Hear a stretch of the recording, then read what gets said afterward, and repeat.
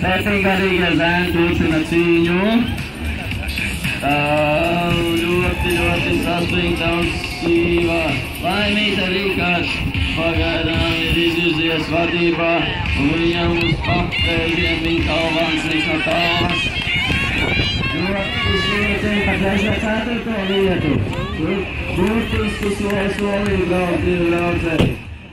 Pirmā virāža veika, virāža ieviešot vai novojas, jā, tagadās.